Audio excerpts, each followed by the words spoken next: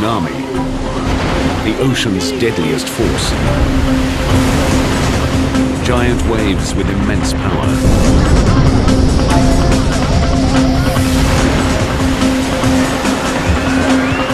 Massive, unstoppable, deadly. A level of destruction that was, over hundreds of miles of the coastline. We'll travel the globe investigating some of the world's most devastating tsunamis. Each bigger than the last, each packing more punch, each taking us one step closer to an ultimate tsunami. A wave that will not just rewrite the record books, it will erase them.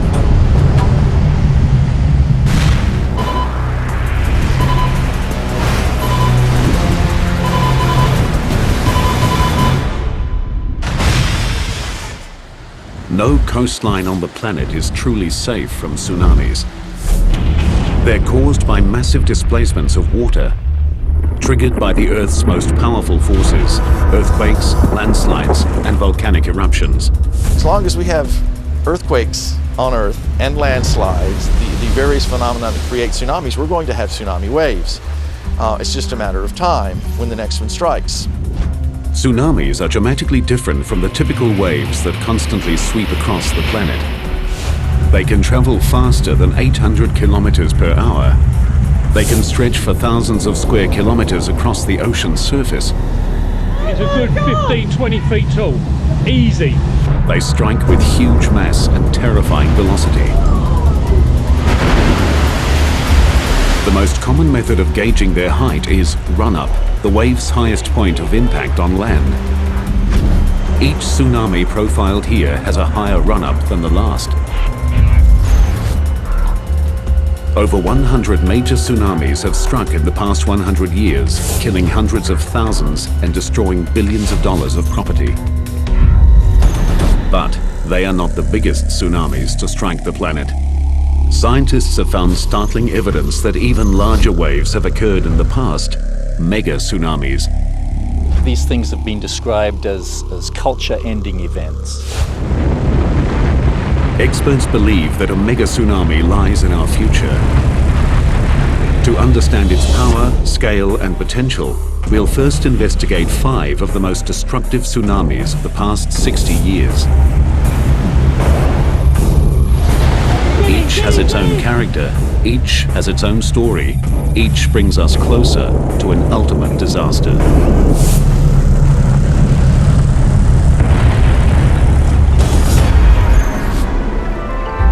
Hawaii is a tropical paradise that attracts millions of tourists. But this Pacific island holds a dark secret. It's blasted by more tsunamis than almost anywhere else on the planet. The Hawaiian Islands, sitting as they do in the middle of the Pacific Ocean, are affected by tsunamis from all regions of the Pacific. The Ring of Fire is a volatile fracture zone surrounding the Pacific Ocean plate. 90% of the world's earthquakes occur here. Earthquakes are the most common cause of tsunamis, which is why Hawaii gets hit often and from all directions. Destructive tsunamis struck here in 1837, 1868, 1877, 1923, 1946, 52, 57, 60, and 64. This makes it the unofficial tsunami capital of the Pacific. 2:28 a.m., April 1st, 1946. A magnitude 8.1 earthquake rips through the Aleutian Islands off the coast of Alaska. A huge stretch of the ocean floor is uplifted, displacing the entire column of water above it. A massive pulse of energy propels a wall of water, a tsunami, towards Hawaii at nearly 800 kilometers per hour. –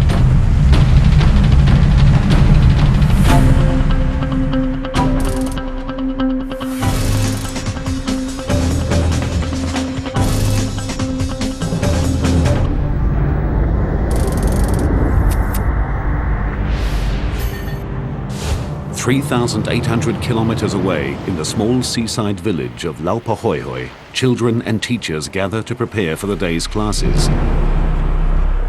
Marsu McShane is one of the teachers. We were in our cottages, and the Akionas who lived in that house that's no longer there knocked on our door and said, "Come see the tidal wave." At first glance, it's deceptively innocent. We looked over and the ocean sucked out, and then it came in a little bit more, like emptying a bathtub, and sucked out again. And we said, "This is a tidal wave? I don't think much of that." What Masu doesn't know is that tsunamis are not single waves. They move forward in what's known as a tsunami train, a group of waves of many different sizes. First waves are seldom the largest, so what appears to be insignificant is actually the precursor to something much, much bigger. And then it did it again. And this time, it went in further and sucked out more. And we thought, a twin tidal wave, how interesting and odd. As the water recedes, an extraordinary 152 meters, Masu and her roommates pose for a photograph. Masu stands captivated while a third wave approaches. Famous last words, I said, "I hope this will be a big one." And it kept coming. And that was the first time we ever thought to be afraid. As the tsunami approaches shore, it behaves like a giant train wreck. The front of the wave slows while the back continues to push. The wave's energy is compressed, forcing it to stand and lift out of the sea. This got bigger, and so we dropped the camera, ran inside. I can remember the water just crashed in the windows. The roof fell down, and I knew I was going to die. Masu spends the next 9 hours clinging to debris before finally being rescued. She is the only lucky one. At the school, 16 children and 5 teachers are lost. But the tsunami is not finished with Hawaii. 37 kilometers south of Laupahoehoe, the sleepy trading town of Hilo Bay is also caught unawares.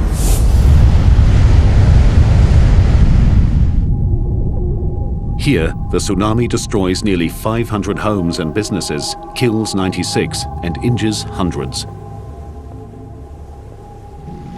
Descriptions of the 1946 tsunami were that it came across the breakwater with the greatest of ease, just overcame it, and then washed across town. Other people describe seeing boulders blasted out as the water surged across. Walter Dudley is an oceanographer from the University of Hawaii in Hilo Bay. For more than 20 years, he's studied tsunamis. One of his most significant findings is that their destructive power is caused not just by the wave itself, but also by what's underneath them. Well, one of the things that makes them such an interesting phenomenon to study is that they are all different. And as they travel across the oceans, they're affected by the ocean floor along their tracks. So the waves are constantly being bent or refracted. And then as they come ashore, they are further altered. No two pieces of coastline are the same. Each has its own unique undersea topography that affects the waves differently. In Hilo, it is the natural rounded shape of the bay. You can think of a bathtub, and as little children get in a bathtub, they can slosh the water back and forth, and they quickly find out that there's a speed at which the water will really move. The first 2 waves to hit the bathtub-shaped Hilo Bay caused the water to slosh back and forth. When a third wave arrived, it combined with the sloshing water to produce a larger and more destructive wave.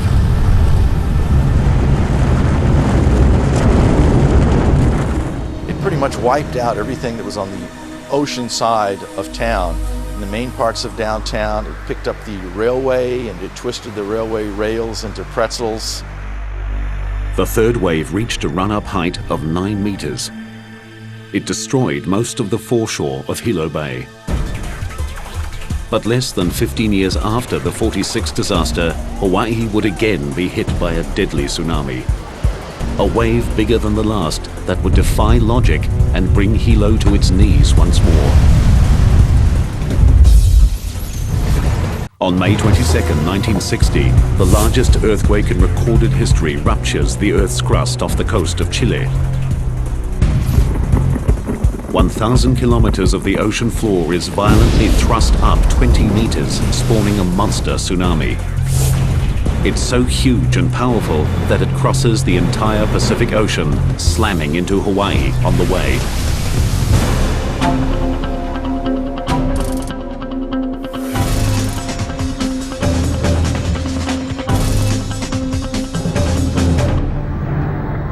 This time, technology installed since the 1946 quake warns residents of Hilo Bay 5 hours in advance. But the warning falls on deaf ears.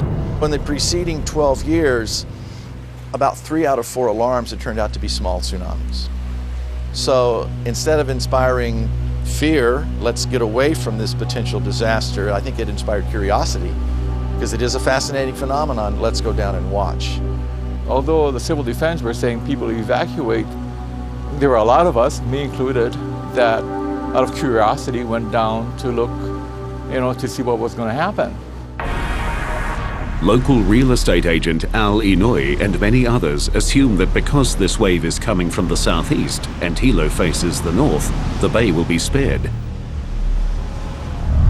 They are wrong. Just after midnight, the first wave strikes. You could hear people yelling and screaming behind me that were being caught in the wave. That was an experience because, and it still stays in my mind, all this screaming and yelling, and I couldn't do anything about it.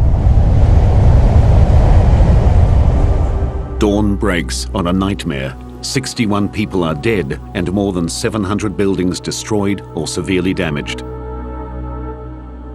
The 1960 tsunami took locals and experts by surprise. After thorough study, scientists discovered a remarkable aspect of the tsunami.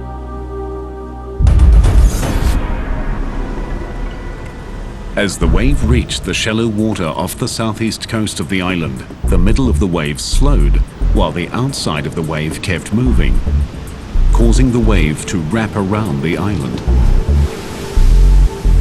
Then, just as in 1946, the natural shape of the bay added to the tsunami's destructive power.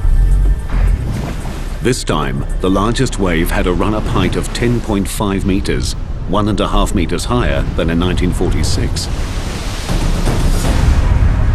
But Hawaii wasn't the only location struck by the monster tsunami. It roared thousands of kilometers across the Pacific, striking virtually every coast, including Japan, where 122 people died. Tsunamis have an incredible amount of energy, and as they travel across the ocean, they use up very, very little of that. It's when they come ashore that all that energy is unleashed. The 1946 and 1960 tsunamis gave scientists new insights into the complex behavior and ocean-crossing power of these giant waves. But when a local tsunami hits Japan, it strikes with larger and more powerful waves than the 46 and 60 Hawaiian tsunamis combined. And there's no time to evacuate. And later, a tsunami that combines sudden impact with awesome size, an ultimate disaster.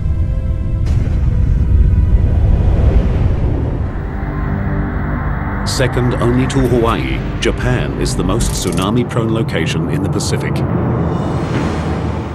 The Japanese have been hit so many times by these giant waves that they created the word tsunami, meaning harbor wave, to describe these terrifying events. These waves can come from as far away as Chile or as close as 80 kilometers offshore. The locally generated tsunamis pose the greatest danger. They strike within minutes of being formed and with awesome power.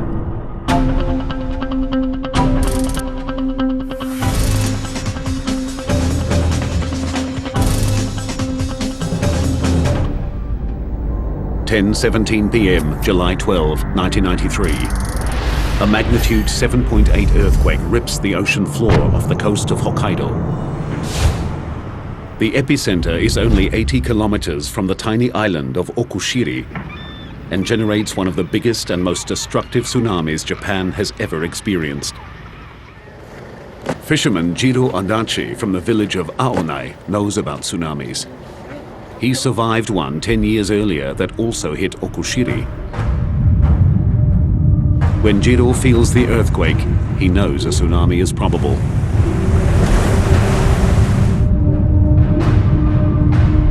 He quickly evacuates his wife and children from their seaside home, sending them to higher ground in the car while he shuts off the gas. He moves swiftly, but not swiftly enough. Just 4 minutes after the quake, the first wave hits him with overwhelming force as it surges to an incredible 15 meters. It started to pull me back into the sea. I held on to something and thought that I must run to the mountain. Somehow, Jiro manages to find firm ground. He flees to the safety of a nearby hill. In a few terrifying minutes, the tsunami destroys 80 houses and fishing shacks. But the danger is not over. Out of the darkness, a second wave strikes. Homes, boats, cars and trucks spared by the first wave are smashed to pieces. Fires erupt as gas pipes burst. Aonai is under siege. Jiro and other survivors rush to the waterfront to help the injured. We heard people shouting for help. They were calling, "Help me, help me." I heard a lot of voices, women's voices and children's voices. Suddenly, amidst the cries for help, Jiro hears something that chills his heart. Suddenly I heard a familiar voice between wave breaks, so I shouted, "Achan, is that you, Achan?" And then I heard, "Daddy." I heard that from the darkness. His young daughter is somewhere in the raging sea. As Jiro's family fled, the tsunami's first wave rolled their car and hurled them into the ocean.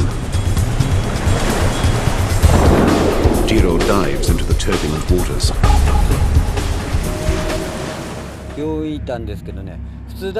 Normally I'm a great swimmer, but this was incredibly difficult. Sometimes I was swimming but I couldn't move forward at all, and other times I'd suddenly be pulled backwards by the sea.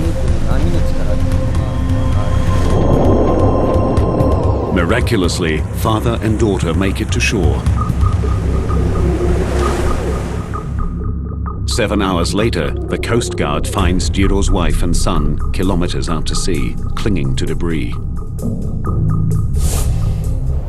As dawn breaks, the tsunami's power becomes horrifically clear. Large parts of Aonai are completely flattened. Fires continue to rage, and most of the fishing fleet is lost. Across the island, 437 houses are destroyed and more than 800 severely damaged. 198 people are dead. The aftermath of the disaster confronts scientists with an intriguing mystery. The two waves that hit Aonai came from completely different directions. The first wave of the tsunami came from the west area where the seismic center was, and it attacked only the low part in the south area of Aonai. But the second wave came from the east, away from the tsunami source. The second wave came in just 10 minutes after the first, and it attacked all of this area of Aonai.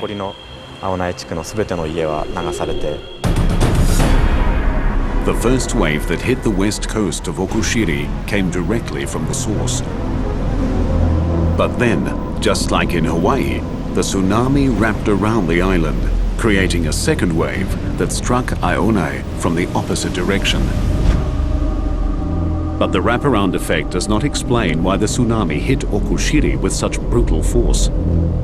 The reason is the extreme proximity of the event which created the tsunami.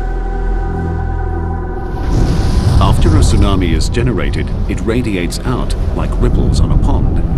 As the ripples expand wider and wider, the energy spreads out over a larger area. The closer the source of the tsunami is to the impact zone, the more concentrated the energy. Okushiri was only 80 kilometers from the source, so it received the full brunt of the tsunami.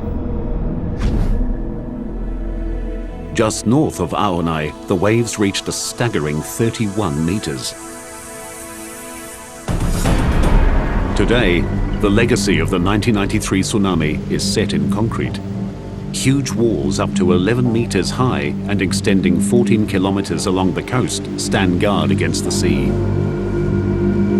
Powerful steel gates protect river mouths, and the harbor is bolstered by concrete blocks to reduce wave impact.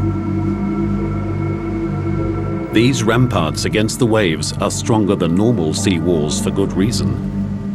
The forces they must withstand are utterly different. Normal waves form through the transfer of energy from the wind to the ocean surface. Tsunamis are generated by phenomenal transfers of energy. Even the largest wind waves have a maximum wavelength from crest to crest of a few hundred meters. Tsunamis can have wavelengths of hundreds of kilometers. When they hit, they keep coming and coming. In a unique experiment, scientists in Japan are measuring the impact of those forces. At this lab in Kanagawa, engineers are using the largest man-made tsunami in the world to help design stronger coastal structures.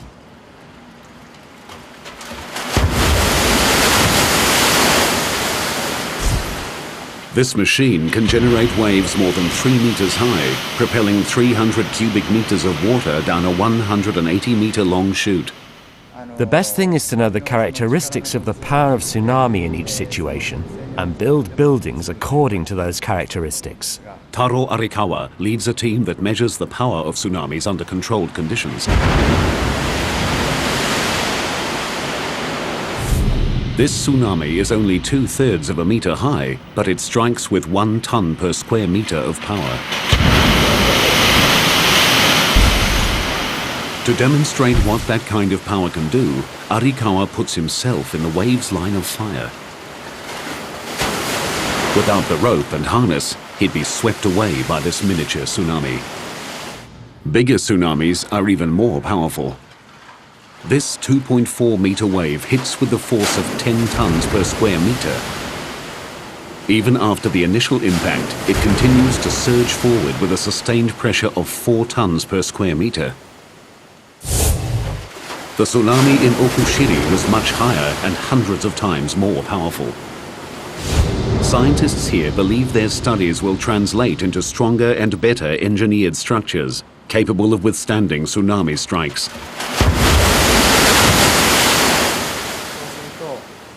Once we can reduce the power, the reduced destructive power of tsunami coming ashore would not cause as much damage. The Okushiri event shows how destructive a local tsunami can be. It strikes with undiluted power and too quickly to respond. But that disaster was eclipsed by a far bigger and more deadly tsunami. A wave generated by an earthquake so powerful it moved the entire planet. A wave that takes us one step closer to an ultimate disaster.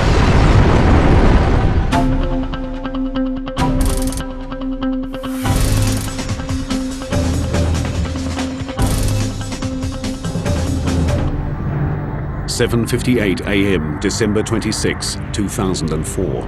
Deep in the ocean off the coast of Sumatra, Indonesia, 1,200 kilometers of the Earth's crust ruptures in the second largest earthquake ever recorded.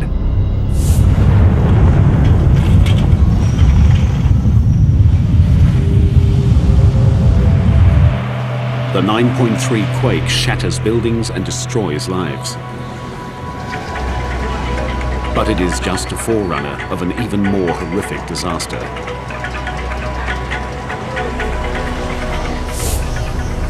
An epic tsunami spreads across the entire Indian Ocean, striking 12 countries.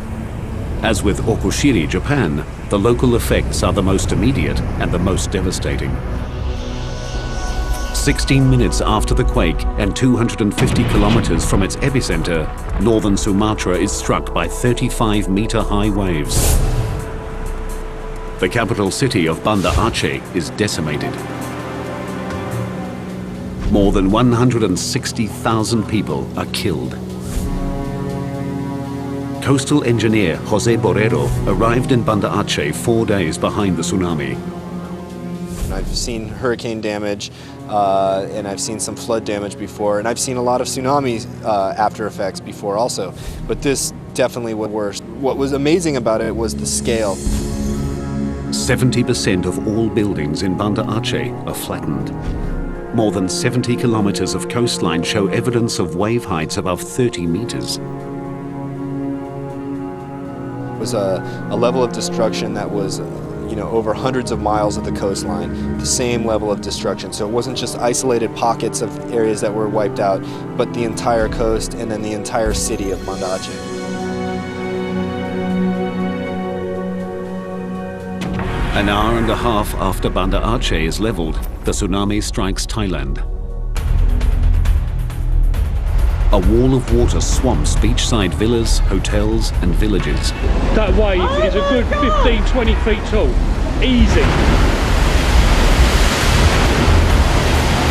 Get in! More than 8,000 people die.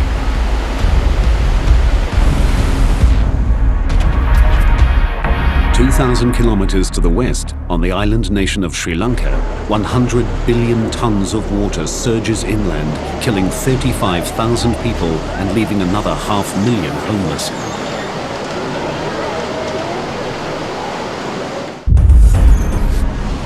In all, nearly 230,000 people die in the most devastating tsunami in recorded history. The death toll higher than for all other major tsunamis in the past 300 years combined.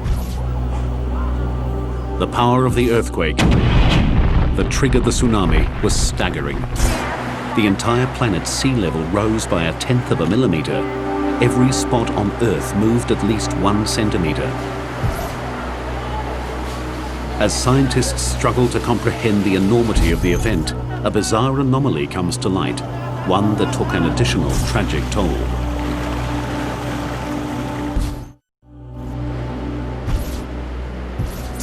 The morning of December 26 is quietly dawning on the peaceful shores of Galle, Sri Lanka. British tourists Camilla and Dominic Welby are sleeping in their beachside bungalow with their 11-year-old son, Hector. Suddenly, Dominic is wakened by a strange noise. I went outside onto the veranda and I noticed that the water, which should have been at low tide, was up against the wall of the garden. What Dominic is seeing, without realizing it, is the first sign of the tsunami.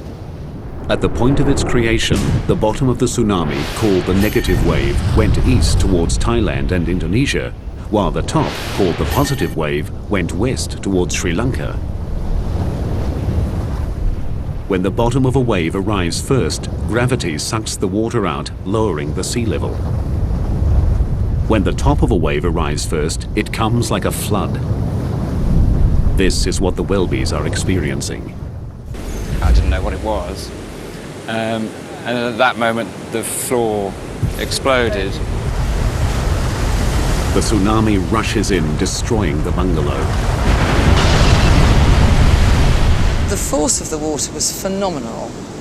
To be exploded out of your bed, to feel a piece of furniture just be thrown up into the air and to be thrown off it and to have to jump, it's just very weird. And to then be sucked out and tossed around like being in a washing machine. The couple grab their son and scramble into the bathroom. With each wave, with the intensity of each wave, because it would fill up the shower cubicle completely, we would be swirling around underwater, trying to regain our purchase on whatever we could find. As the waves continue to pound, the concrete walls of the bathroom begin to crumble. Hector is trapped under a large piece of concrete, struggling to keep his head above water. The idea of your child dying before you it's nothing worse. A third wave surges over Hector's head. He's seconds from death. But instead of drowning him, miraculously it lifts the concrete slab off his foot and releases him. The wave that's caused so much death in this one instance is life-saving. But mostly, the peculiar behavior of tsunami waves proves deadly. Surging forward and sucking back, billions of tons of swift-moving water carry a dangerous mass of deadly projectiles, broken timber, glass, metal, and vehicles. The third wave turned Galle into one of the hardest-hit areas in the nation. As the people of Sri Lanka struggle to recover, tsunami scientists like James Goff arrive in the devastated nation. One of the really difficult things when you go into these areas is you are going there because you have a mission to learn about the tsunami from a scientific point of view. It's very important to learn these things, and yet there is the human tragedy going on around you, and it's very difficult to isolate yourself from that human tragedy. Amidst the horror, Goff and his colleagues discover the oddity of the third wave. So there's Galle quietly sitting there, recovering from being hit by two waves, and then bang. How and why the Galle area was hit by this third wave intrigued experts. Where did it come from? The first clue in the mystery was uncovered by looking at a global map. Sri Lanka is directly in the line of fire of the tsunami. Sri Lanka was basically staring down the barrel of a loaded gun in a way. The second clue came only after careful analysis of the tsunami's unique behavior. So the tsunami wave goes all the way past Sri Lanka, heading off to the east coast of Africa. But on the way, whack, it hits into the Maldives, and a lot of the energy is reflected back from the Maldives, and the first place that hits is Galle. The tsunami was so powerful, its reflected energy carried a third wave 800 kilometers back across the Indian Ocean. In total, over 4,000 people died in the Galle region. The tragedy confirms scientists' theories about the phenomenal reflective power of tsunamis. The Indian Ocean tsunami continues to provide scientists with complex and compelling new data, most of which is still being processed. It's really difficult to say right now what the Boxing Day tsunami taught us compared to what we didn't know before, because it's taught us so much. It taught us that we actually don't know a lot and that we have a lot more to learn. What the Welbys learned is that life is fleeting and precious.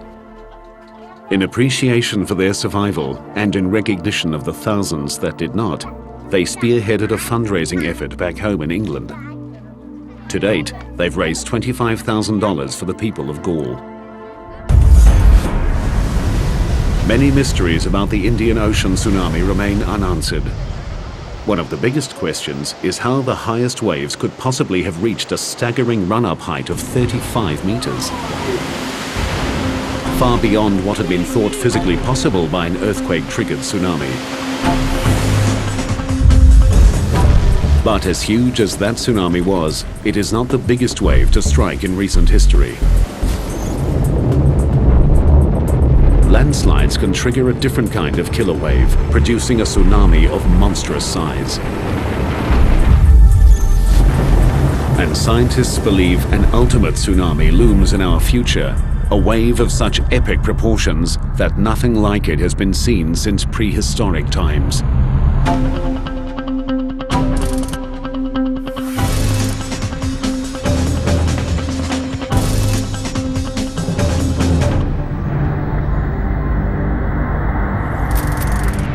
In a remote bay in southwest Alaska, a native legend tells of a beast that shakes the ocean and destroys those who walk its shores. In 1958, a local fisherman came face to face with that beast, a mysterious wave more than twice the height of the Golden Gate Bridge. The story of this incredible phenomenon began 5 years earlier, with two American geologists on assignment in remote Lituya Bay, Alaska. We were in the bay mapping the geology and primarily interested in the stratigraphy because of the oil potential of that part of the Gulf of Alaska. They didn't find any oil, but they did find one of the scientific mysteries of the century. George Plafka was one of the scientists. One of the obvious things you see when you're in that bay, if you're looking closely, is that the trees are of different ages as you go away from the shoreline. Plafka and his colleague noticed that a band of younger trees circled the entire bay hundreds of meters above the water. The scientists knew this dramatic change in vegetation meant a large-scale disaster had struck the area. But they saw no evidence of fire or avalanches. And so we speculated about what that could be and had all kinds of ideas about glaciers shoving forward very rapidly. The other was that there were submarine slides going on at some of the deltas along the margin of the bay, or that there was breakouts of large amounts of water up higher along the glaciers and then they flood down all of a sudden. We had everything except the right way, the right idea about how those waves could form. The geologists left Lituya Bay without solving their mystery. 5 years later, they got their answer. In 1958, Howard Ulrich takes his 8-year-old son, Howard Jr., on a fishing trip to Lituya Bay. So we went into our favorite anchoring spot and dropped our anchor and made supper, and finally about 9 o'clock we went to our bunks. An hour later, the boat starts shaking violently. An 8.3 earthquake centered 21 kilometers from Lituya Bay rips across the water. Howard and his son rush up on deck just in time to see the most amazing sight of their lives. It looked like a big explosion, like you've seen big explosions in the water on TV. That's exactly what it looked like. What happens next defies the imagination. As the spray started to settle down, out of the bottom of it came this huge wave. I would say that the wave was close to 1,000 feet high at that time, the actual wave. Traveling at an estimated 112 kilometers per hour, the liquid mountain is charging straight for Howard and his son. Just coal black and full of logs, just straight up and down. It was actually a pretty horrifying looking sight. I just thought, you know, this is the end. There's no way you're going to get out of this. You know. In a desperate attempt to keep control of his boat, Howard turns on his engine and drives directly into the beast. Started pulling all the anchor chain out, and when it got to the end of the chain, I thought it was going to pull the bow of the boat under, but it snapped that chain just like it wasn't even there. The giant wave lifts the tiny boat high into the air. I looked out over the stern of the boat, and we were looking down on the trees, and I figured that's where we were going to end up. Unbelievably, their boat rides up and over the wave, and the Ulriches land back in the bay unharmed. 2 other vessels and their 4 occupants are not as lucky. This incredible footage was filmed the next day. Everything in the wave's path is destroyed, no trees are left standing, and most soil is ripped off down to bedrock. The run-up height of 1,740 feet is the world record, I think, for anything that's happened in historic time. And it was, it's 500 feet higher than the Empire State Building. That's pretty big. The earthquake felt by Howard triggered a massive rock slide, sending 30 million cubic meters of mountain hurtling into Lituya Bay. The debris slammed into the water, creating the giant wave. It just swooped down a very steep slope and ran out into the fjord and basically forced all the water out of that little arm in front of the glacier and shot it up over the ridge that was on the other side. One mystery remained. The amount of water displaced exceeded the amount of land that fell into the bay. It took 42 years to solve this mystery. Scientific models determine that the rapidly moving landslide created an air pocket behind the wave, preventing the water from sloshing back. The force of the air pocket combined with the size and weight of the landslide shot the water out of the bay like a missile. It would be the same as if you took a paddle and ran it down, pushed into the water full speed at a high velocity, just push all the water right out. The effects of the giant Lituya Bay wave remain clearly visible today. The event rewrote the history books and changed our understanding of tsunamis forever. Landslides can and do produce waves far larger and more destructive than ever thought possible. Lituya Bay's desolate location limited the damage caused by the giant tsunami. But should an even bigger landslide-generated wave strike a major city, the result will be an ultimate disaster.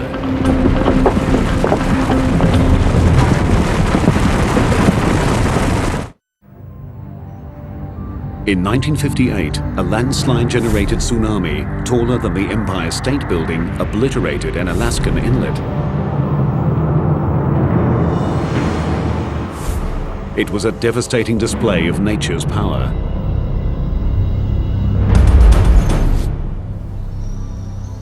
But across the Pacific Ocean, on the gentle slopes of Oahu, Hawaii, scientists have uncovered evidence of a potential disaster that would dwarf the Indian Ocean and Lituya Bay tsunamis combined.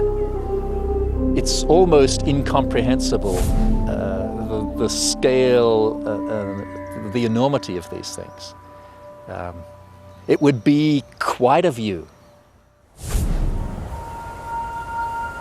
Gerard Fryer is a geophysicist from the University of Hawaii. He uses advanced computer modeling and field data to forecast tsunamis. His research has uncovered a potential wave so big that even the best laid evacuation plans may not be enough. These things have been described as culture-ending events. The state would essentially be knocked back to the Stone Age.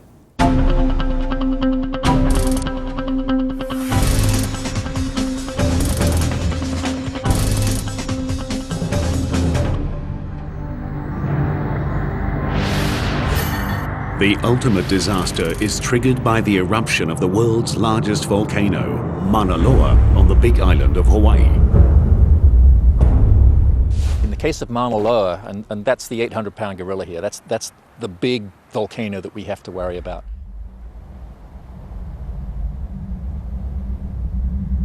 As Mauna Loa is preparing for eruption, the southwest rift zone of Mauna Loa inflates with magma. The entire mountain swells, which means that the outer slopes get steeper. There are probably a succession of small earthquakes, and then maybe a big earthquake that shakes loose this very steep western flank of the volcano.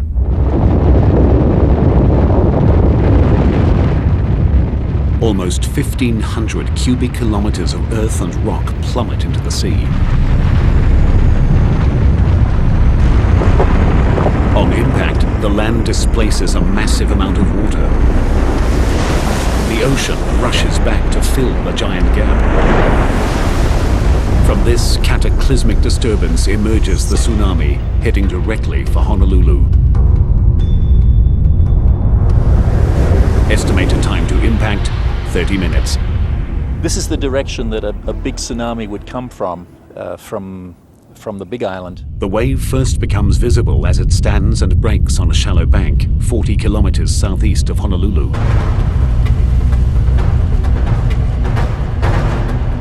You'd see the sea rear up in front of you. It would be huge.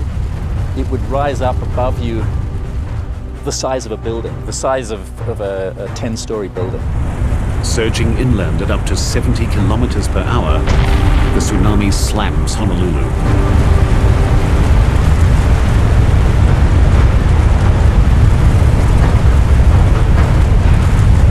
Because the tsunami's energy stretches down to the ocean floor, this wave is not clean water. It's filled with sand, coral, and rock. Water penetrates 16 kilometers inland before being sucked back out to sea in a lethal maelstrom of wreckage.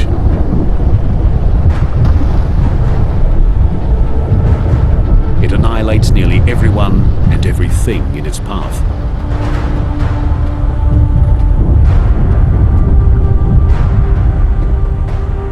These giant landslides, as far as we can tell, they seem to occur during periods of high sea level when the climate is warm. Quite why that is, we don't know.